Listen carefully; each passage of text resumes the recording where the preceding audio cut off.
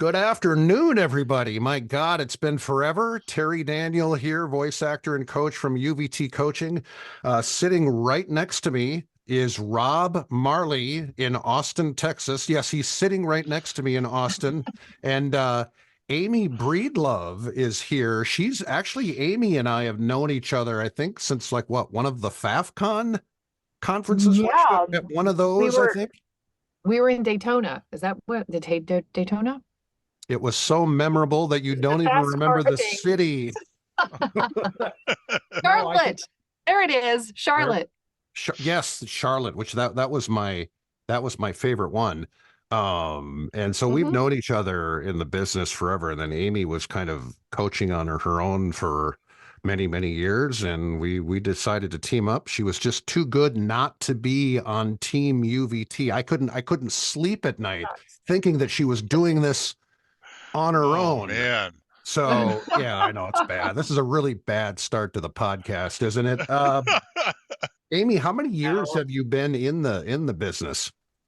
oh, gee, let's see. Okay, 1999, I guess would be the official start.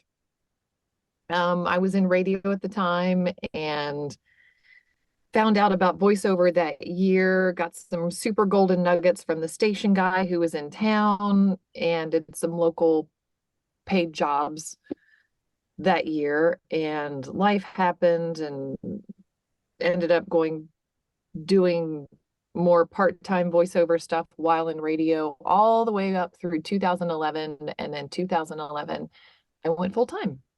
Oh, that is so awesome. Yeah, I was in radio and still doing voiceovers part-time way back in the day, in like the early 90s. I was a jock on a smooth jazz station and also on an alternative rock station, literally in the same week. So I'd be smooth That's jazz busy. I'd be smooth jazz 104.1 Terry Daniel. And at night I'd be Danny Terry. Here's Green Day. Danny Terry, that was your radio name? Yeah, I had that one, and then Terry Daniel, and I kept Terry Daniel all the way. Obviously, it transitioned well into voice actors, because it just Nice. sounds a lot better than my real last name. But Amy, in all seriousness, we are honored to have you as a part of the team. Our students love you. I've gotten nothing but great reviews.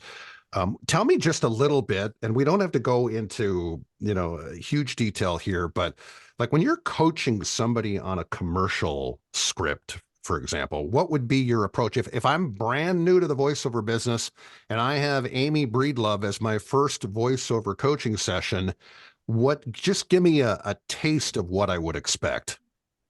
All right. So, first thing, I send a bunch of scripts of the different genres. So we have, the up tempo, the medium, regular conversational to the what I like to call the hospital read or the Yeah. Pampers read. Yeah. Yeah, that's a good way to say it. Thank you. And then we go through each just to see where you are, if you have a grasp at performing. Um, And then from there, we work on the strengths, we work on the weaknesses, combine it all together, just to make sure you have the basics down if you're just starting out. Yeah, that's a good, and you never know what somebody's niche is going to be, or if they're going to be any good at it at Right. all. It's nice to kind of throw the darts and just kind of see where they land, because we get a lot of emails, and Rob's familiar with this, of people who just immediately want to do cartoon characters or video game characters, and it's so important to just learn basic commercial acting skills before we branch off into all these other genres. So, and what, Absolutely. You don't know what you're going to be interested in until you start experimenting, and try different styles and different, maybe you really dig e-learning, or maybe you really hate audiobooks, or you won't know until you try it. And then once you've tried it, then you can move on and either increase it or never do it again. You got to learn.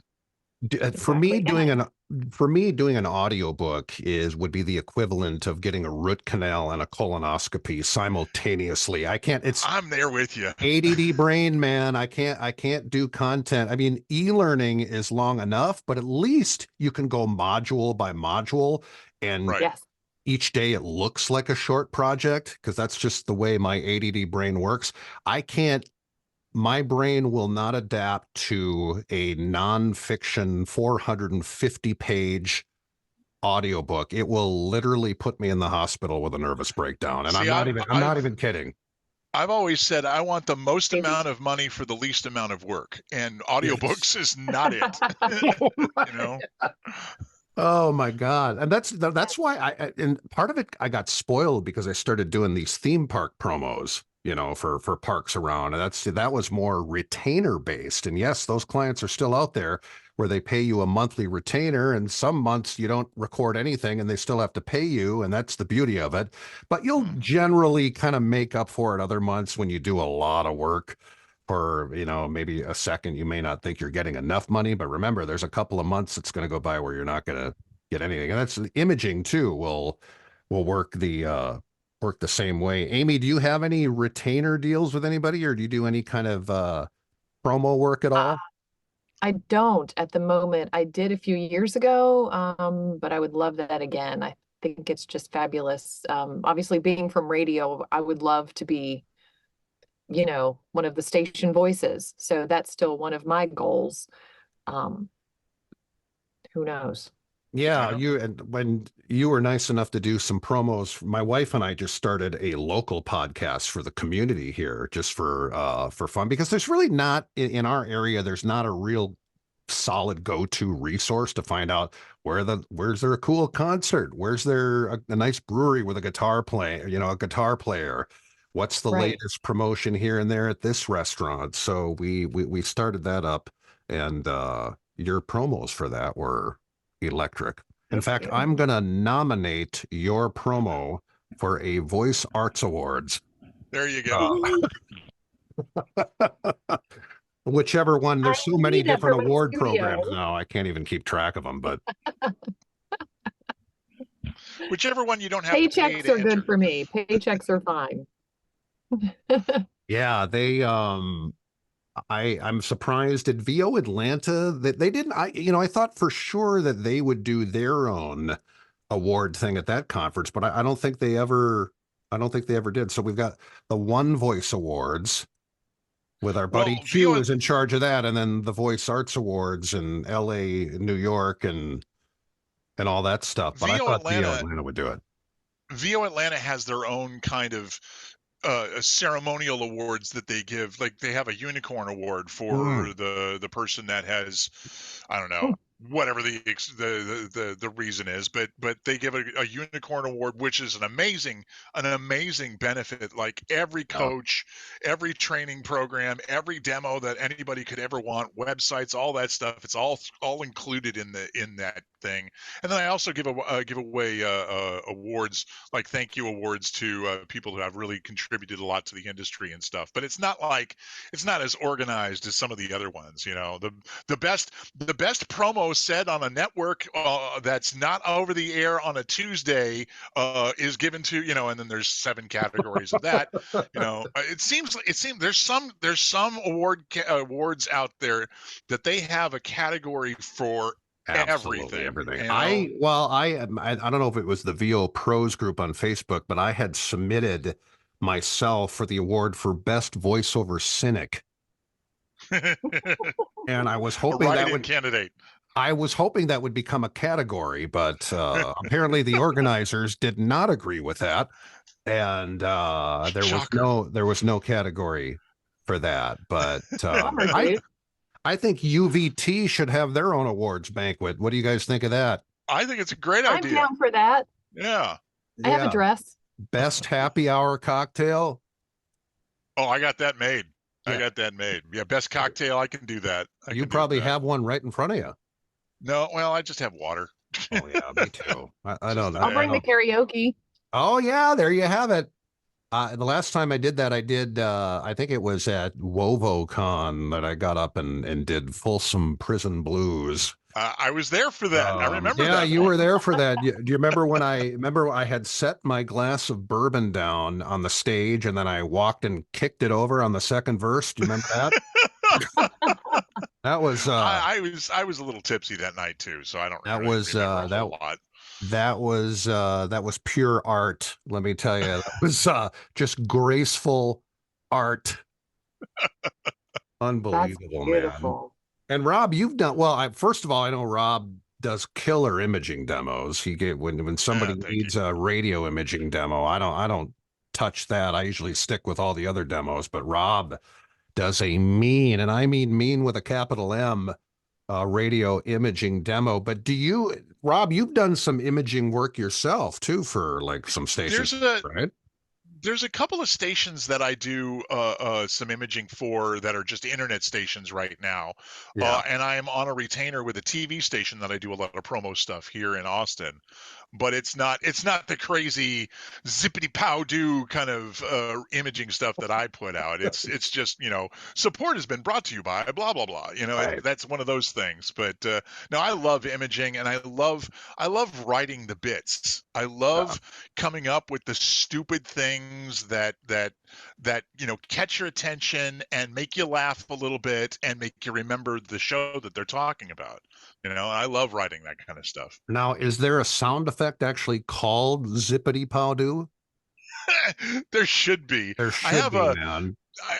I've gotten into the habit of labeling some of my sound effects files based off the sound that it sounds like. Oh yeah, There's that's a good one idea. there's one called a bee cow, which is really weird because it sounds like a buzzing. So to me it sounds like a cow. There's one that I call fire whoosh flick flick because it makes sense to me. You hear whoosh, on the end of it. So I label them how it sounds. There's That some is weird named that's a great files in my. idea. Well, that keeps you a lot more organized. And I know there's so many good tools now with Isotope. I don't know if it's Isotope, but for like singing vocals, they have it's called the Dua Lipa filter. Because it'll give you that pop sound on your vocal that you Wow. hear a lot. Not necessarily, full on auto tuning, but just, every pop singer kind of has that sound if you're listening to it. Yeah. Really put my finger on I it need now. that in my life. But There's kind of a there's there's a filter like called audio the Dua Lipa. doublers. Yeah, There's like it's called, audio doublers or expanders that will like sound like it's double, like it sounds like it's doing a duet with one voice.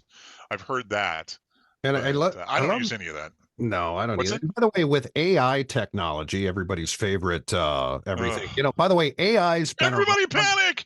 AI's been around the production end of things forever. Hello, Auto Heal. How long has that been a plugin in Adobe Audition? Probably for over 20 years now. And I'm pretty Yep. sure they had it Yeah. when it was Cool Edit Pro, because that was kind of AI like, because it's like you're hitting one click, and you're fixing the vocals. So a lot of that stuff has been around for a long time. And then speaking of AI voices, and you guys have heard me I've talked about this in Voiceover Camp and many workshops before.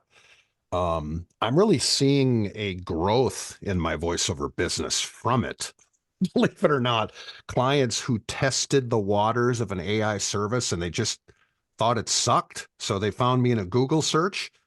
So I've after 2 years of dealing with some of the fear mongering and hyperbole online and on social media, it's been nearly 20 brand new clients that I would not have today if they didn't think an AI service sucked first.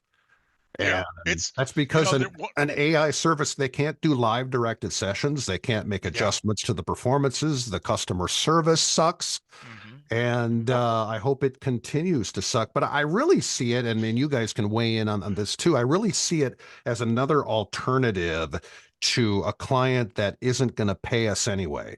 Lowball clients where maybe the Fiverr talents are the competition for AI, because usually these clients are paying really low rates for an AI service. If you catch my drift. Exactly. That's the way I see it. Yeah. I agree. I Yeah. think the small jobs the small one-liners like "stand clear of the closing doors" or you know what, IVR. I think IVR is going to be taken over by AI, because it makes perfect sense to have an automated voice that sounds friendly enough without Yeah. having to worry about it sounding conversational or a little awkward on key names. If it's all just, for sales press 1, and for for service, customer service press 2 kind of thing, I think IVR is going to be taken over by AI.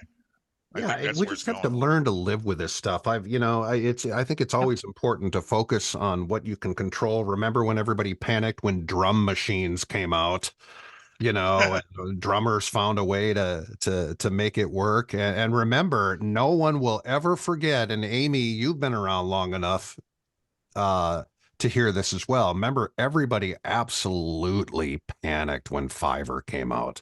Oh my God, Oh, yeah. all my clients are going to Fiverr. They're going to fire me and they're going to find some of these lowball talents on Fiverr. And, guess what? We've all found a way to make it work together, or even the pay to play sites like Voices and yeah, Voices. Yeah, Uh, not a Voice big one, two, fan of three. the pay to plays, No. especially that particular one. You Well, know, Armin is still the one who just has so oh, much class, who runs Badalgo. He actually, I mean, he Vidalgo is actually fantastic. cares about his talents. He vets his Yeah, talents. Definitely a good service over there. and he's To got a this, solid AI policy too. He's like yeah. his like he believes, humans only. And I think that's a great way to go. So Armin's a rock star. Always has been. Always will be. Well, Good and then guy. from what I've heard, the new CEO at voices.com had spoke at VO Atlanta telling people that, hey, I'm listening, blah blah blah. And then 3 days later, this letter went out, and you got it, Rob, about Well, I got handed it. I'm not on Voices anymore, but somebody showed it to me, and it what. was it, Tell us what was it, in the letter. well, there was two letters that came out. One was the family and friends. Like, if you have, oh no, well, the first thing was we will, if you can record 30-second videos with your phone.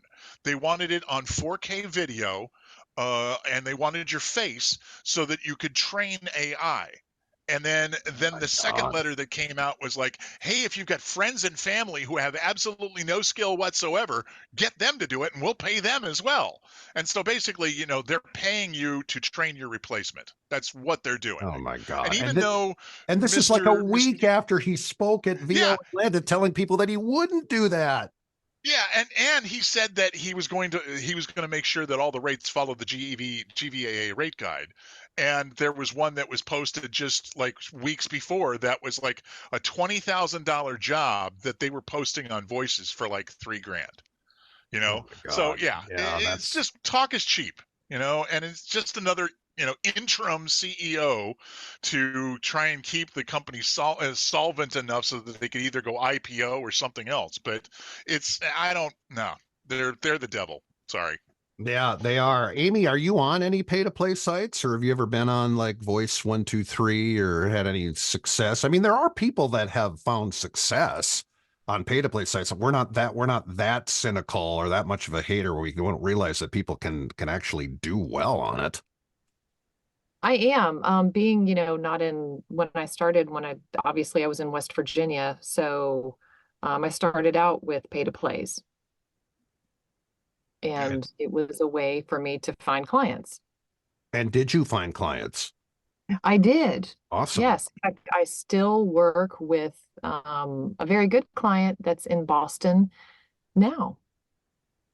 Yeah, they can be clients for life. You don't have to stick with them on the pay to play platform. Right. I know that voices.com, or the other word that Rob calls them, uh, I know that they kind of don't want you to work with them outside of the platform, but I don't honestly, I don't know how they God can forbid you really make money outside of control their that. platform. Yeah, yeah, but that's good. That's good to hear that you still have that client. I think pay to plays are a valid way to get work. It's not that it's wrong to be on a pay to play. I just think, you have to accept certain things by being on a pay to play, and one of them is knowing that the company is taking the majority of the budget for themselves, and you're just getting a small pittance of that. Yeah. And the other is kind of knowing that you're just you're back to being an employee. You're just another cow at the slaughterhouse, Yeah. and if you moo the best, you get the job. It's so, but Oh, it wait, is you a know great what? way Wait a to minute now. practice. I have to write that one down. If you moo the best, that's too Well, good, man. I have to write that down. learn how to moo. But that's but it is it's a good way to learn. I was just telling this to one of our students today. It's a good way to learn your workflow, to the process of seeing an audition, practicing, rehearsing, recording, editing, and sending it off, and then also the client interaction and hopefully the invoicing later with the job. It's a great way to streamline your workflow so that you can get through auditions faster. You figure out shortcuts and hotkeys that speed up your work. So it's great for practice. It's a great way to keep your skills, to hone the knife, kind of hone the edge of your skills in voiceover. But just don't expect to get rich just by working off of that. No, I remember booking when, it definitely always helped if you got your audition in immediately before like all 500 people beat you to the punch, like, I mean, there are people that sit there with their inbox open and they wait for the bell to ring and then they just get on it as quick as possible. Honestly, that's kind of what you have to do. Did you do that, Amy? Like the second you got it, you just jumped on it? As much as I could, yes. And are you on Voice Realm? No. No, thank God. And by the way, to this date, I still have no idea who the hell owns Voice No, Realm. who owns that? I I have don't. no idea, but one thing I will tell you right now, they shouldn't drink and tweet. Are they still doing that? I haven't seen any of their posts in a while, but I remember like they were going toe to toe with people that Oh, were it was they were being bad. belligerent.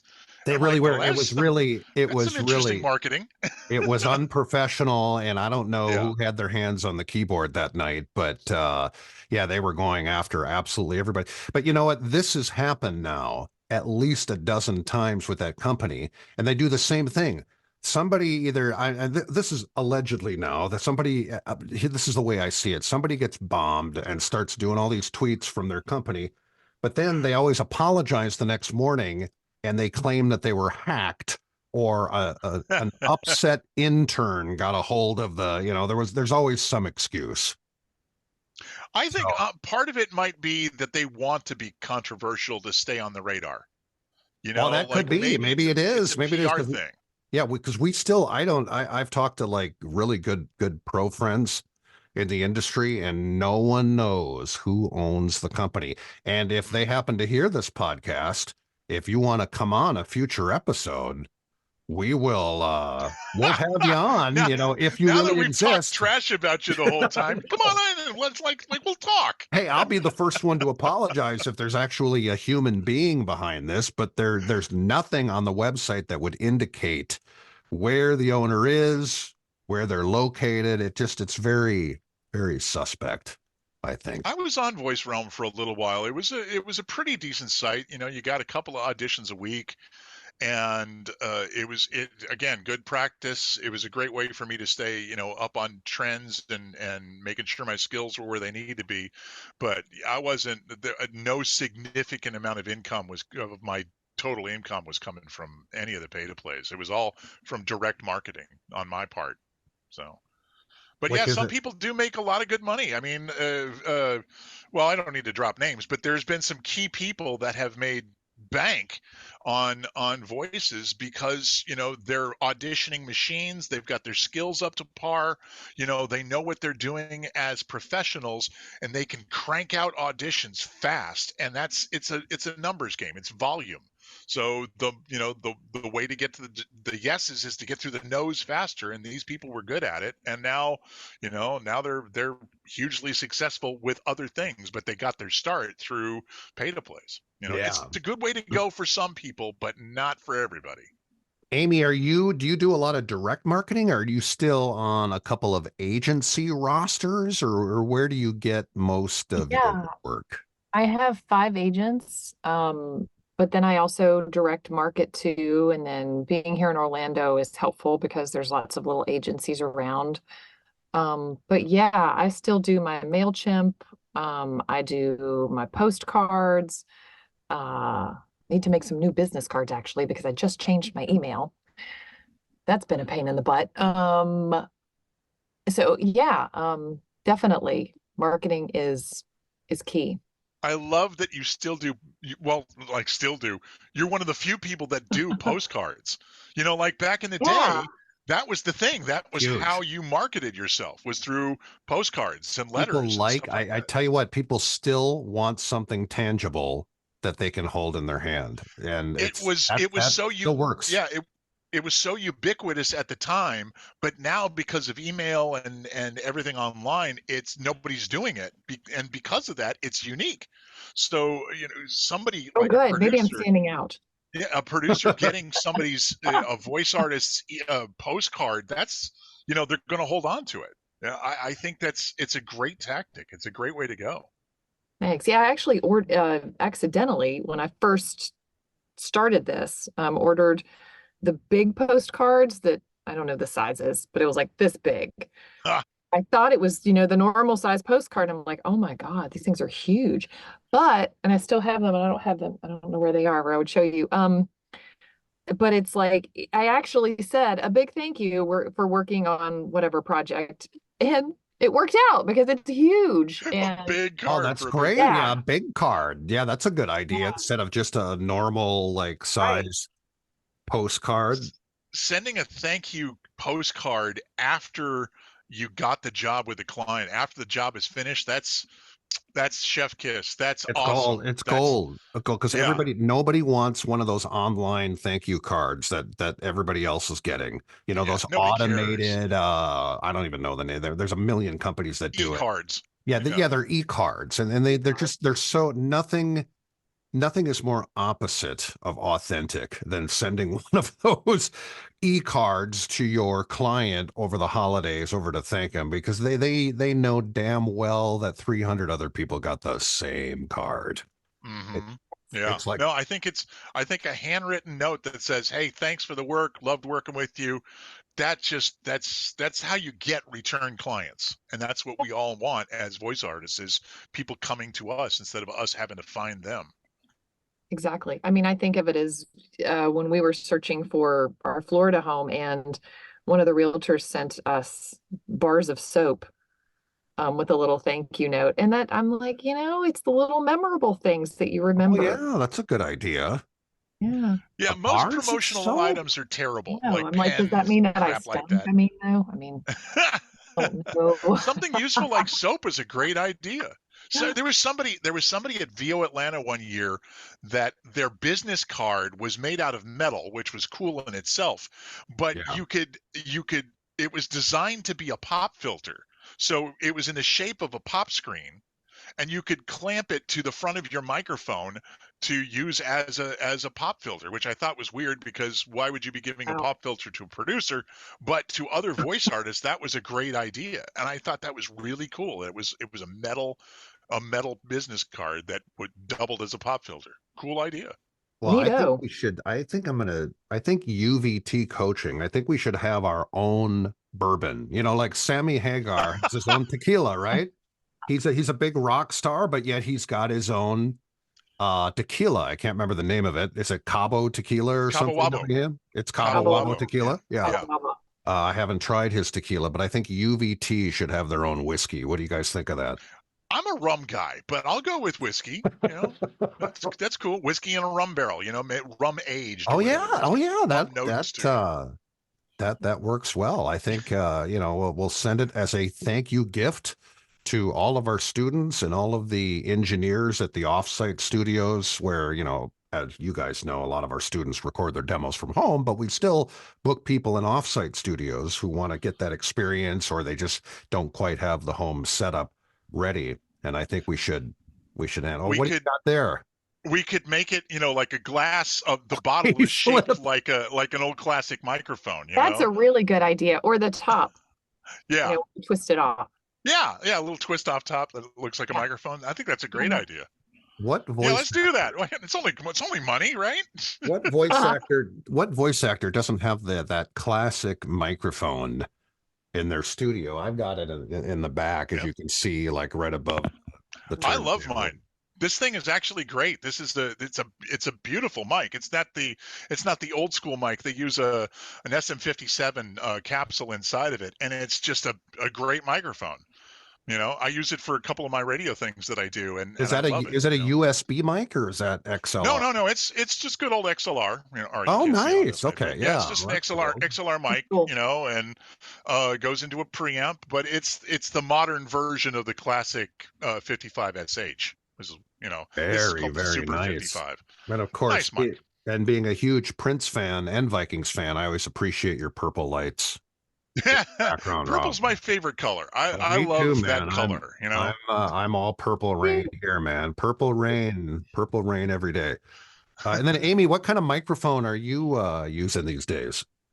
U87. Oh, Well, she's got the wow, geez, huh? An U87. aristocrat.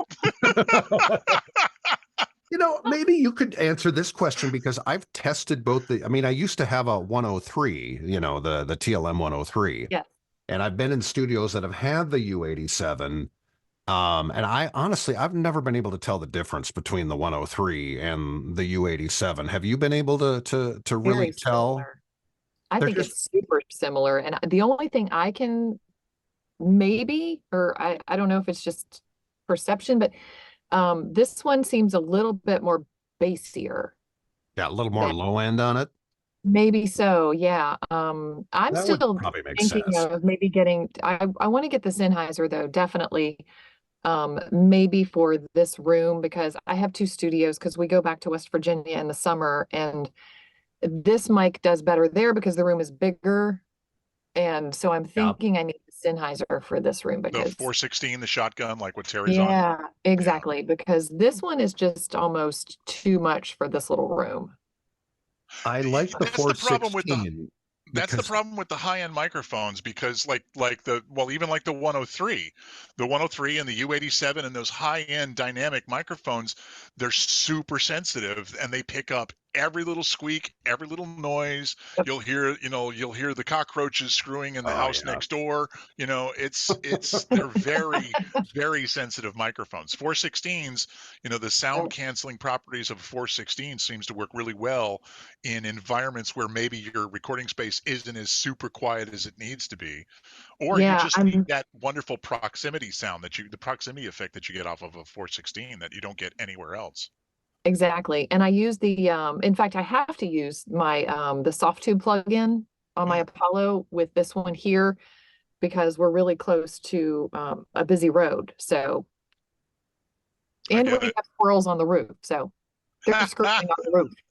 I'm not in the Yeah. best space at all, but I have a nice expander gate tool in the Apollo Twin console that I'll flick on if there's a little bit of noise outside. I mean, it's treated pretty well, but the gate works great if you just need that little extra, like, it's funny. I've always used just a little bit of gating just to make sure that the silence is flat in my waveform. It's not eliminating sounds. It's just there's no you don't hear the gate slamming closed at the end of words or anything, or clipping the words.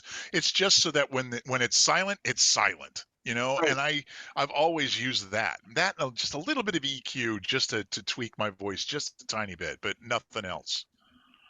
Mm-hmm. And then Amy, I do know that rumor has it that you also have a very solid vinyl collection.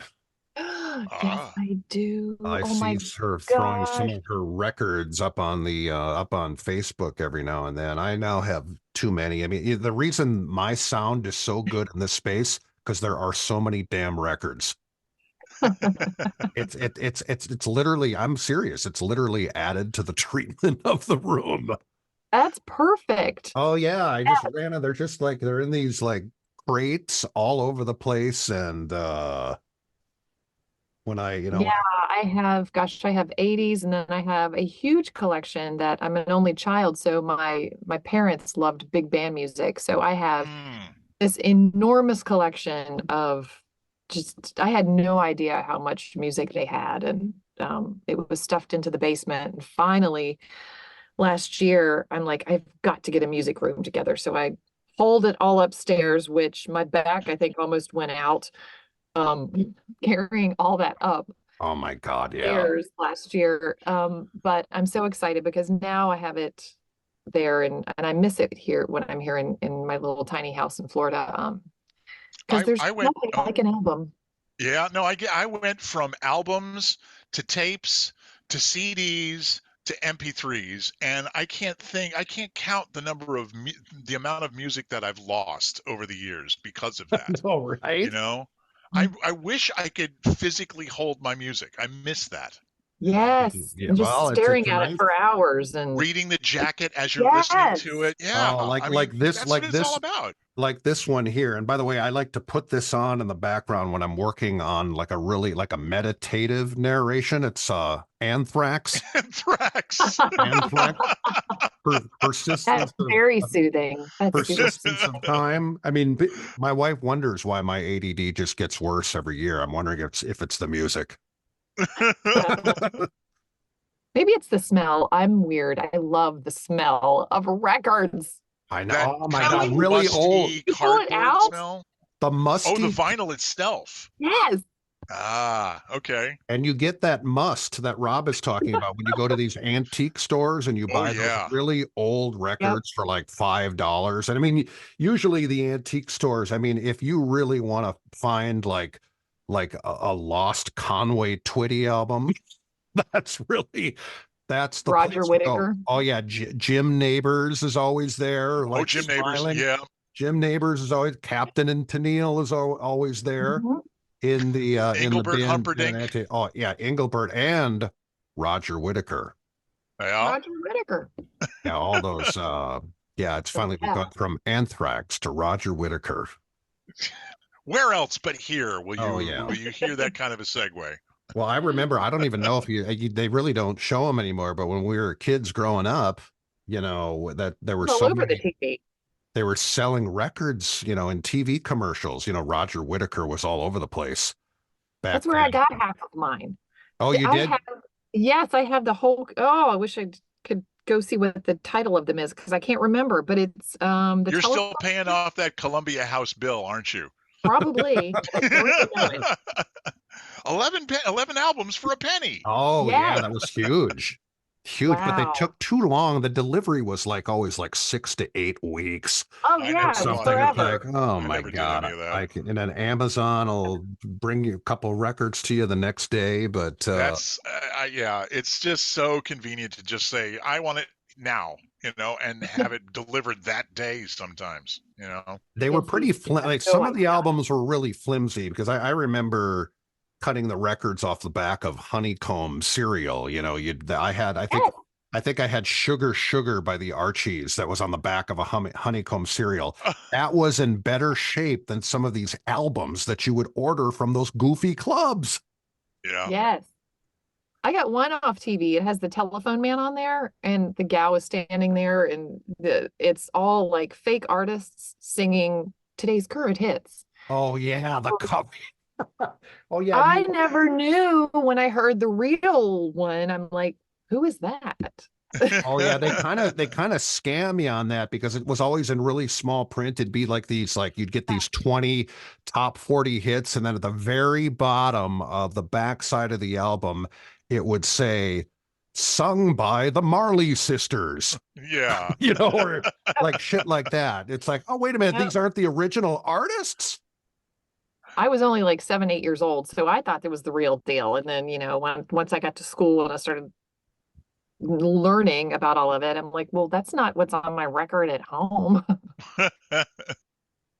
I I think think the first two records I ever owned was a 45 of the Star Wars theme with Yes. the Oh, Cantina nice. Band on the B side, And then You still have that? I wish I was had this it. the disco version of the Star Wars theme? No. This talking was the about? original John Williams Oh, it from the was. Okay. movie.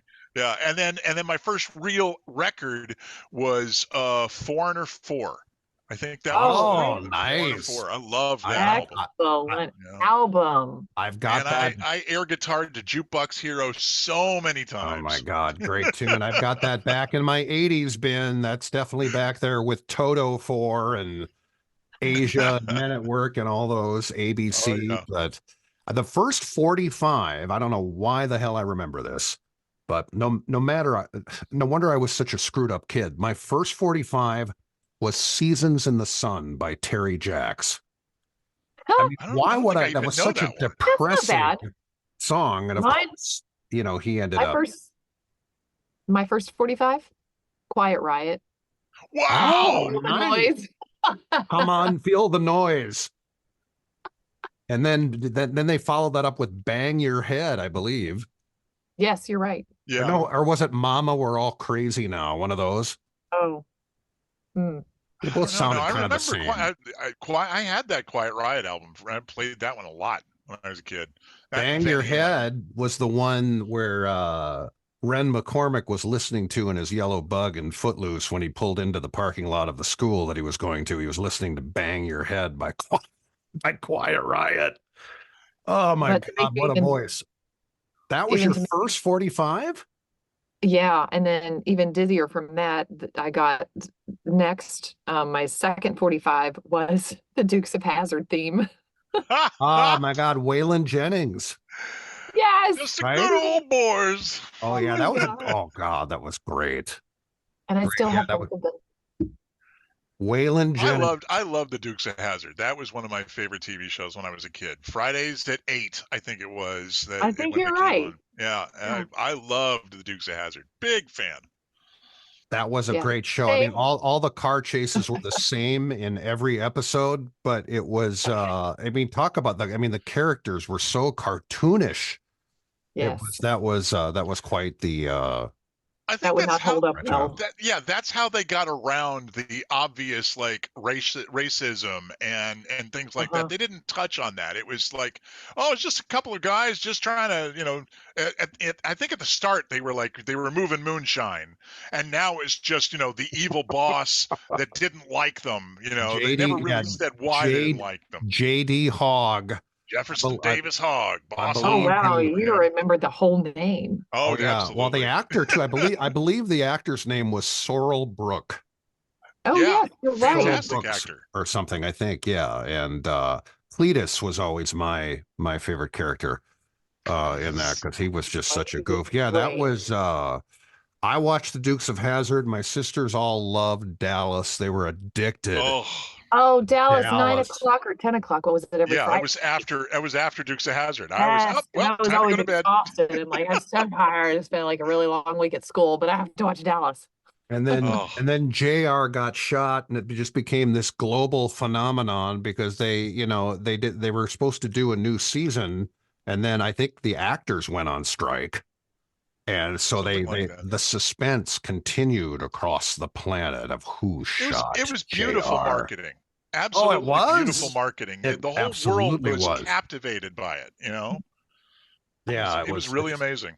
Unbelievable. I can hear the theme in my head right now. And now I'm gonna have to go look it up on like YouTube. But well, does anybody we kind of got away from voiceovers, but that's so the anyway, beauty. about voiceover. That's the beauty. Well, you know what? That has always been the beauty of doing voiceover sermons is getting into these other lanes and talking about other stuff. I mean, honestly, there's enough voiceover podcasts out there that just stick to voiceovers and the points. Some of them are great, some of them are hideous.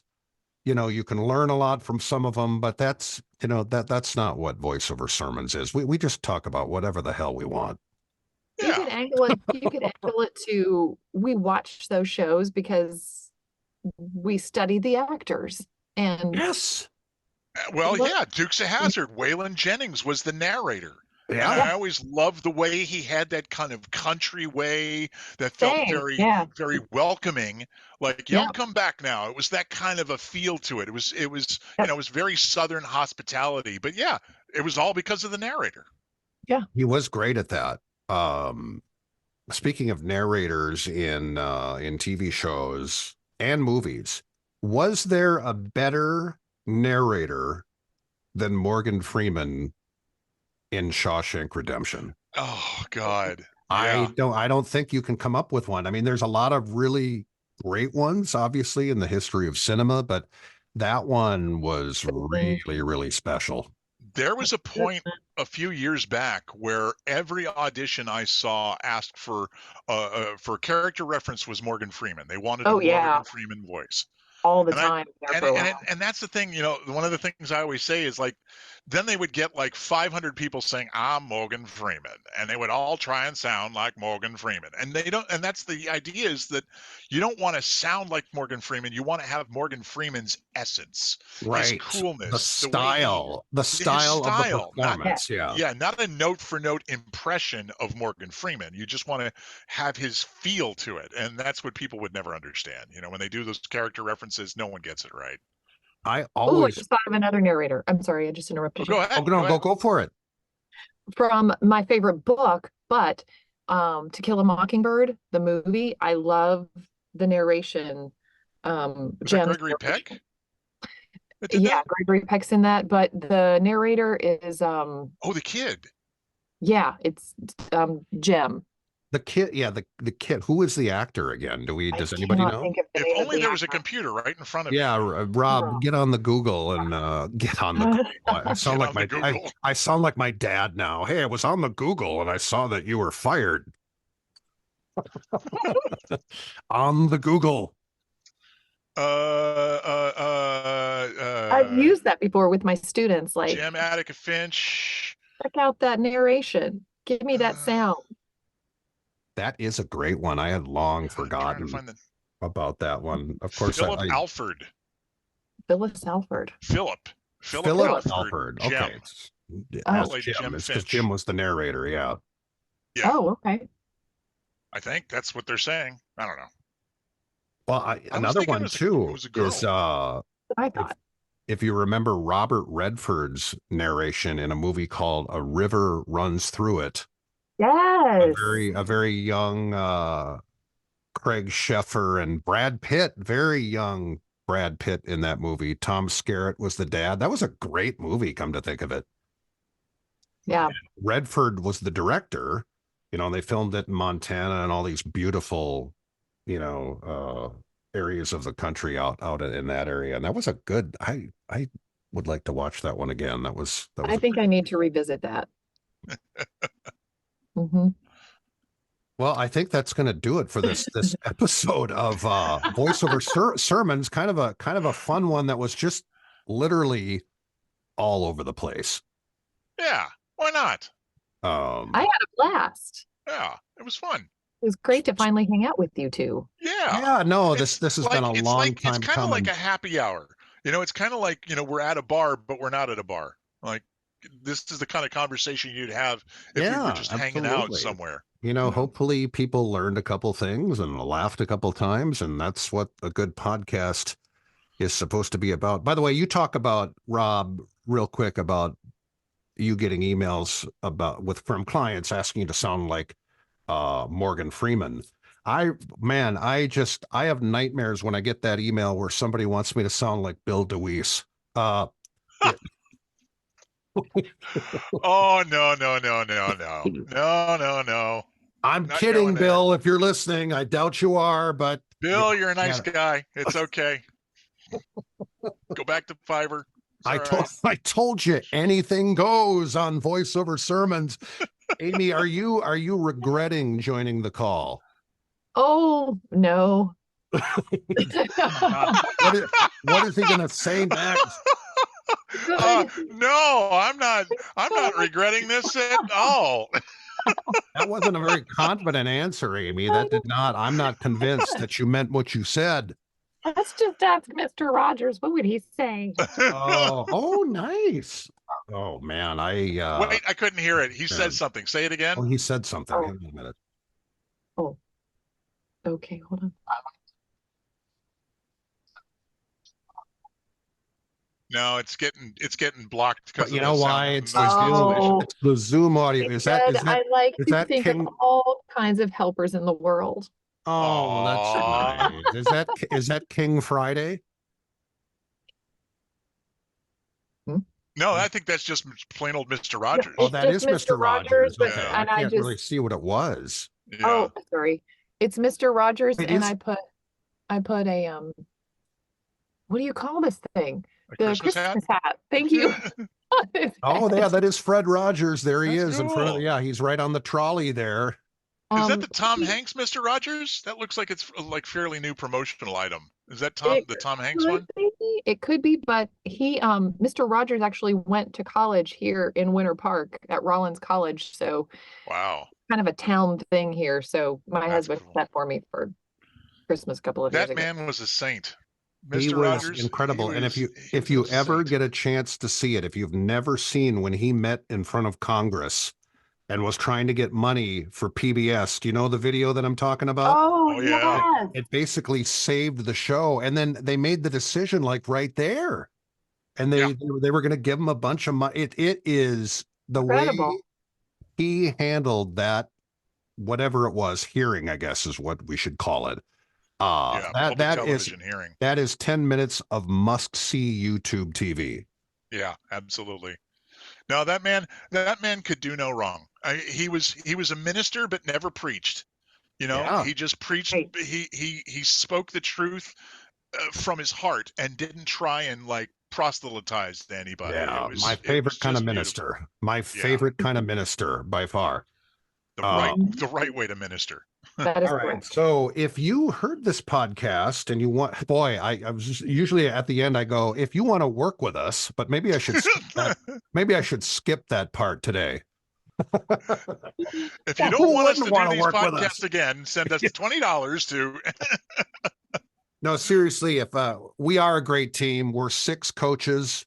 We're all experienced in voice acting, which is a huge benefit if you're looking for a coaching company. I'm not saying there aren't great teachers out there, but when I got started, I wish I would have found a coach who was actually doing voiceovers full time, and all of us are. So hit up our website,